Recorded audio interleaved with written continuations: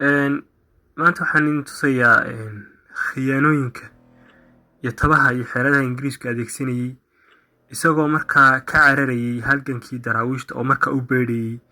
inuu ka dhigo ingiriisku inuu la dagaalamayo sayid maxamed cabdilla xasan isagoo ka cararaya in halganka uu sayidku ka turjumayey oo waxa uu dagaalamayay ahaa xambaarsanaa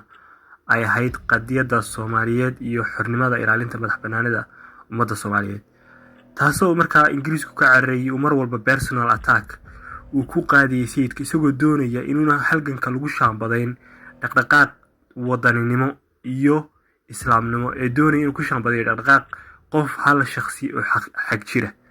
marka isagoo marka ingiriisku taa ka duulaya ayuu si personal attacka wuxuu ku qaaday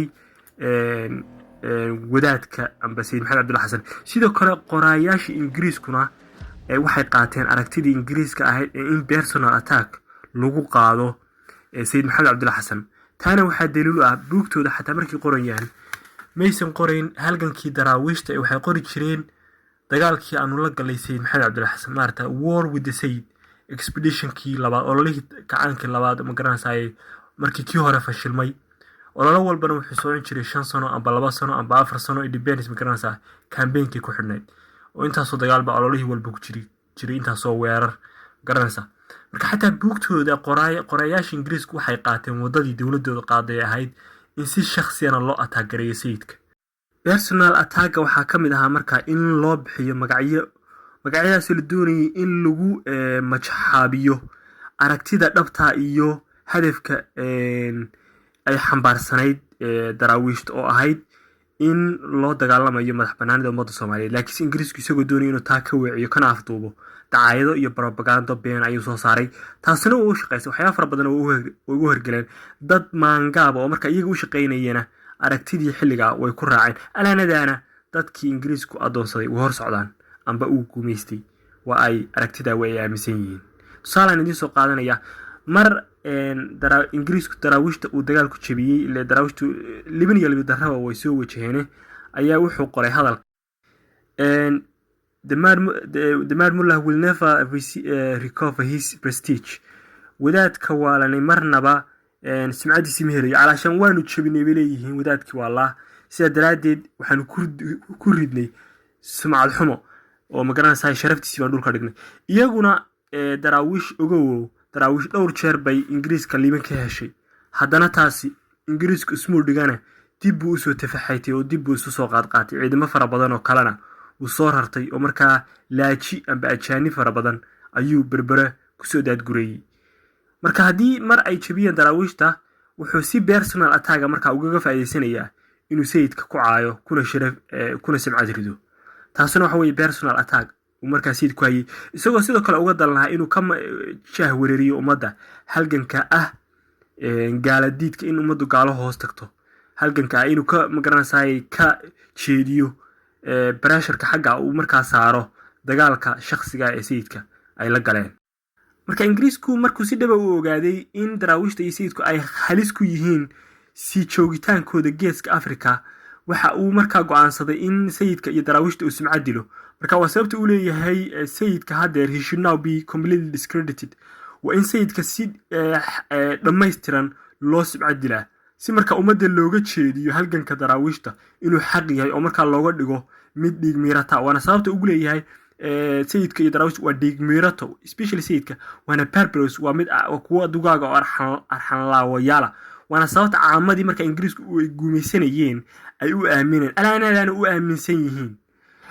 tusaale waxa kugu filan erayadan marka loo adeegsaday sayidka iyo daraawiishta blood thirsty waxa weeye dhiig miirato amba qof dhiig u ciilqabo dhiig u haraadan purpose waxa weeye qof arxantaran dugaaga oo markaa sheegay ay uga jeedeen casrigan ilbaxnimada lama jaan qaadi karaan waa dad dugaaga waa erey cunsurnimo ereygaas uga jeedaan laakiin xaqadu waxa weeye hadii aad si caqliyeysan u miisaanto yaa dhiig miirata ah yaa se brutal ah oo markaa purpose oo markaa sida miciyo dhiig ka daayo wata ma daraawiishta dhulkooda difaacanaysay mise ingiriis ka soo duulay England oo markaa usoo dulay dhul ariga Soomaaliyeed waa markay ugu yartahay waxa weeye masaafaday ka soo tageen waxa weeye distance dhan 7,000 iyo 100 kilomitir oo dhigmata 4,000 in ka badan 4,000 oo mile marka maninka 7,000 in soo jaray inuu umada dhiigeeda daadiyo adoonsado cashuurto guumaysto ayaa dhigmiirata mise Allah kugu dhaariyo qofka dhulkiisa difaacanaya baa dhigmiirata inta dhulkoodii halka looga soo duulay oo la adoonsaday oo dhusha laga rartay haddana waxa laga dhaadhiciyay sayidka iyo daraawish ayaa dhigmiirata marka alla doori baa tahay haddii ninka inta soo masaafa soo jaray oo dhakada ka rartay dhulka ay kugu cashuuray oo ku cirib tiray oo doonay inuu ku adoonsado inuu haddana ka dhaadhiciyo dad walaalada ayaa dhigmiirata adiga marka ayaa alla dooriya wana sababta wax magaratada loogu sheekeynayo in ingiriiskuna uu yahay badbaadiye sidii inuu malaa'ig yahay dadka dhulkooda loogu yimi ee dhulkooda difaacanaya cirdigooda iyo karaamadooda difaacanayana looga dhigo dhigmiirato waxaa marka ingiriiska ka sii daran ayaan darada dadka Soomaaliyeed ee aaminaya dacaayada gaalada ee beenta ah ee ku dhahaya ninka cadaanka waa savior waa white savior ninka cadaanka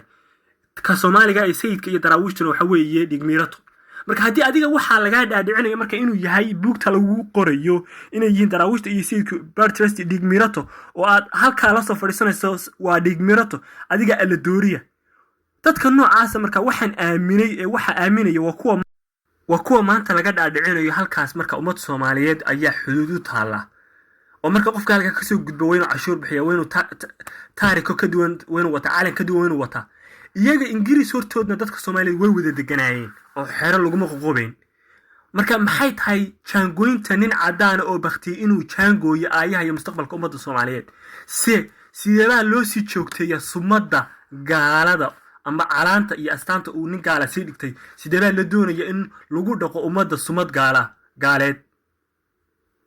qof aqli leh sama yeeli kara ya xagaysa kitaabka islaamka diinta salafka ka taala sumad iyo astaan gaal ayaan haysanaya waxa la isweydiinaya moogta marka dadka noocaas fikirkoodu noocaas yahay wadadkan oo gaalka marka la socday oo reeriyada u qaadiyay wadadka noocana waad arkayso in feedhahooda halka ka muuqdaan isagoo adoonsanay waxba siineen isaguna balbalada ayuu qoraxda kaga gabanaya waliba isagoo wata koofiyad iyo dhaxanta iyo qoraxda kaga gabado kuwii kale u shaqeynayeen waa kuwa feedhahooda soo baxeen aan hul loo xidhin sawirka marka iyaga ka qaadayana waxa weeye dadkan waa dad cawaana weeyihiin waa run qof inta dhulkaagii 7,000 kilomitir lagaga soo duulay oo hadii la yiri qof dadkaagii baan ku duulaya waliba adiguna reeriyada ii qaad oo rasaastan ku dil lahay qaad oo jidka i tus oo marka xataa xerada aan deganahay waxay leeyihiin xeradan daraawishta ayaa this was attacked four times by the Mad Mullah's followings alashan daraawishta ayaa 4 jeer xeradan soo weerartay ku darso markan waxa weeye 1901 1901 markii uu dhacay dagaalkii loo yaqaan Haradhig amba dadku waxay yaqaanaan Afbakeele oo markuu Afbakeele dhacay Haradhidina hadda waa loo socdaa dagaalka labaad ee weynaasna Firdhidin isna waa loo socdaa marka ala doori ayaa tahay in marka 7,000 lagaga yimaado oo lagu rarto rasaasi dadka dariskaaga lagu gumaadi lahaa oo lagu dhaw waliba xeraday soo weerareen daraawishta 4 jeer ii waardiye waa kuwan waa Soomaali kan waa Soomaali oo waliba laga dhigto waardiye xeradii u gaalku degan isagiina barkinta dheeraysanayo waaba haduu ka gamayo weerarka daraawishta marka dadka noocaas waxa weeye dadka xataa iska daa in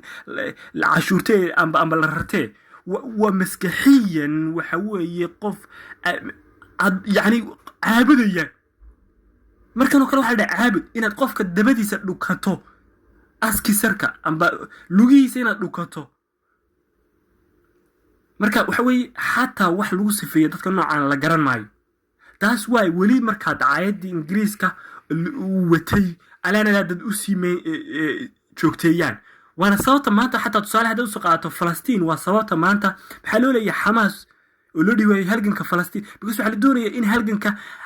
هدي فلسطين لو هلجنك حق هوا بقسم تنجح بعد هيا ودي فلسطين ودتك دول كلها سي حق الله قريه مركب حالي ارجحتن ولا دغالمنا ودتك دول كلها ما دغالمنا لغليه maxaa looga jeedaa in la qariyo xaqa taas waa loo leeyahay maar mulla waa dacaayad xaqa laga qarinayo in la leeyahay daraawisha ay la dagaalamayso la leeyahay nin waalan baa la dagaalamayna xaqana la qarinayo